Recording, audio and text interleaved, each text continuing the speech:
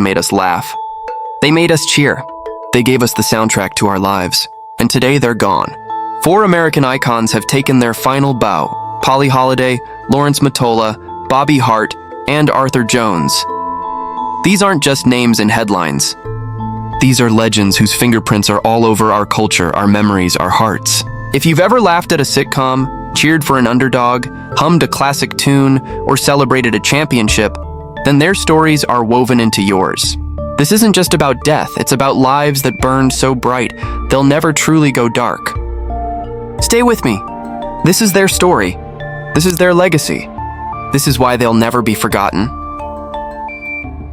Polly Holliday, the waitress America fell in love with. Let's rewind to 1976. America is glued to their television sets, watching a sitcom about a diner in Arizona. Among the cast is a sharp-tongued, big-hearted waitress named Flo, and when she delivers that unforgettable line, "Kiss my grits," television history is made. The woman behind that character? Polly Holliday, a 39-year-old actress from Jasper, Alabama, who turned a supporting role into a cultural revolution. Born on July 2, 1937, Holliday didn't stumble into stardom, she earned it. She cut her teeth in local theater, honing her craft in the shadows before the spotlight found her. When she landed the role of Florence Jean Flo Castleberry on Alice, she didn't just play a waitress. She embodied every working woman who juggled impossible demands with grace, humor, and grit. The accolades poured in: 2 Golden Globe Awards, 4 Emmy nominations, and a spin-off series that bore her character's name. But here's what made Holliday truly special. She brought authenticity to comedy. Flo wasn't a caricature. She was real.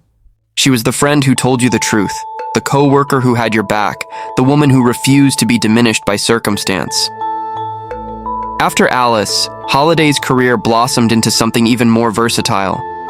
She terrified audiences in Gremlins, 1984, brought warmth to Mrs. Doubtfire, 1993, and became a fixture on shows like Home Improvement. She proved that talent transcends genres, that great actors don't get typecast, they transform. But perhaps her greatest act was the life she lived off-screen. Holliday cherished privacy over publicity, relationships over recognition. She returned to the stage periodically, reminding audiences that true artists never stop perfecting their craft. Friends describe a woman of quiet strength, sharp intelligence, and genuine kindness, qualities that shone through every performance. At 87, Polly Holliday's passing marks the end of an era when television characters felt like family. She gave us laughter when we needed it most, and showed us that humor and heart are never mutually exclusive. Her legacy isn't just "kiss my grits." It's the reminder that ordinary people doing extraordinary work deserve to be celebrated.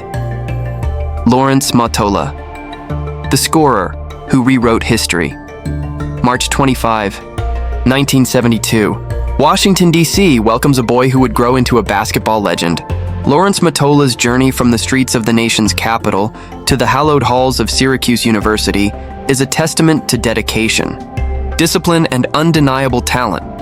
When Mottola arrived at Syracuse in 1991, expectations were high. By the time he left in 1995, he'd shattered them. His 2,740 career points didn't just break records, they stood as the Big East Conference's all-time scoring record for decades. But statistics alone can't capture what made Mottola special. Watch the footage. You'll see a player with a shooting touch that looked effortless, a basketball IQ that made complex plays look simple, and composure under pressure that turned clutch moments into career-defining highlights. He wasn't the loudest player on the court, but he was often the most lethal. Defenders knew he was coming. They just couldn't stop him. The 1995 NBA draft brought Mottola to the Vancouver Grizzlies in the second round. Though his NBA career was brief, he continued his basketball journey in the Continental Basketball Association and overseas, proving that passion for the game transcends leagues and paychecks. He played because he loved it, and that love was infectious. But Mottola's true legacy extends beyond buckets and box scores. After hanging up his jersey, he dedicated himself to community work and mentoring. He understood that young athletes need guidance beyond basketball. They need role models who emphasize education, character, and perseverance. Mottola became that role model, investing time and wisdom into the next generation. At 53, his passing is a devastating reminder of life's fragility. But it's also a celebration of a life lived with purpose. Lawrence Mottola proved that legends aren't born.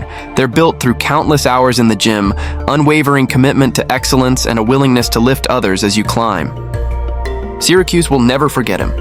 The Big East will never forget him. And every young player who dreams of greatness carries a piece of his legacy forward. Bobby Hart, the songwriter who gave us the 60s Phoenix. Arizona, 1941, Bobby Hart enters a world that will soon be transformed by his melodies. But first, he needs to find his partner in musical crime, Tommy Boyce. When these two creative forces collided in the 1960s, they didn't just write songs. They captured lightning in a bottle. Last Train to Clarksville. Just reading those words, you can hear the guitar riff, the infectious rhythm, the vocal harmonies that define the Monkees' sound.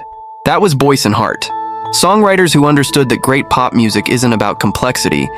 It's about crafting moments that burrow into your soul and never leave. The Monkees became their canvas, but Boyce and Hart were the artists. Theme from the Monkees, Valerie, I Wonder What She's Doing Tonight.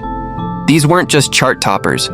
They were the soundtrack to teenage dreams, first loves, and the carefree optimism of an era when anything seemed possible. Their music captured youth not as it was, but as we wanted it to be. Fun, fearless, and full of possibility. But Hart's genius extended far beyond one band. He penned hits for Chubby Checker, whose dance moves defined a generation. He wrote for Paul Revere and the Raiders, Little Anthony and the Imperials, and countless others.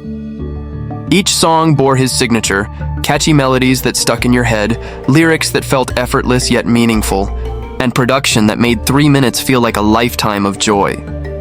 When Tommy Boyce passed away in 1994, Hart could have retired on his laurels.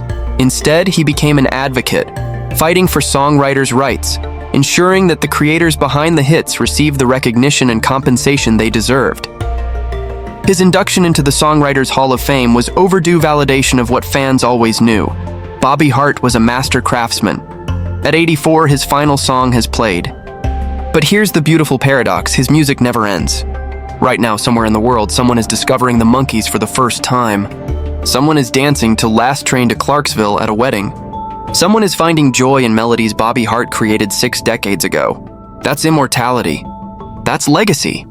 That's the power of a great song. Arthur Jones, the champion in the Shadows, Rochester, New York. 1986. The Jones family is already legendary in athletic circles, but Arthur is about to write his own chapter. While his brother Chandler dominated as an NFL Pro Bowler and John became a global UFC icon, Arthur quietly built a reputation as the foundation upon which championships are constructed. The 2010 NFL Draft brought Jones to the Baltimore Ravens, and he immediately became what every great team needs: a reliable, tough, selfless defensive lineman who did the dirty work nobody celebrates but everybody needs. He wasn't chasing headlines or highlight reels.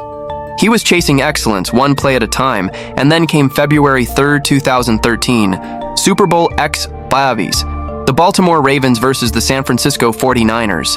While stars like Ray Lewis captured the spotlight, Arthur Jones was in the trenches, controlling the line of scrimmage, disrupting plays, creating opportunities for his teammates to shine.